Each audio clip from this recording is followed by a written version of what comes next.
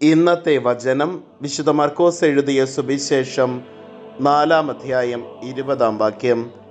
നല്ല മണ്ണിൽ വിതയ്ക്കപ്പെട്ട വിത്താകട്ടെ വചനം ശ്രവിക്കുകയും സ്വീകരിക്കുകയും ചെയ്യുന്നവരാണ്.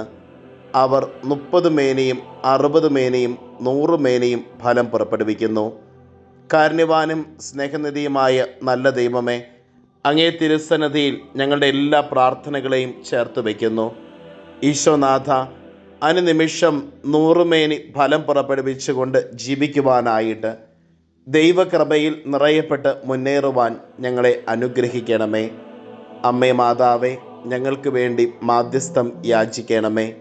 നമ്മുടെ കർത്താവ് ഈശോ മിശിഹായുടെ കൃപയും പിതാവായ ദൈവത്തിൻ്റെ സ്നേഹവും പരിശുദ്ധാത്മാവിൻ്റെ സഹവാസവും നാം എല്ലാവരോടും കൂടെ ഉണ്ടായിരിക്കട്ടെ, ഇപ്പോഴും എപ്പോഴും എന്നേക്കും. ആമേൻ. ഇന്നത്തെ നിയോഗം: വിശ്വാസത്തിൽ വളരുവാനുള്ള കൃപയ്ക്ക് വേണ്ടി പ്രത്യേകം പ്രാർത്ഥിക്കാം.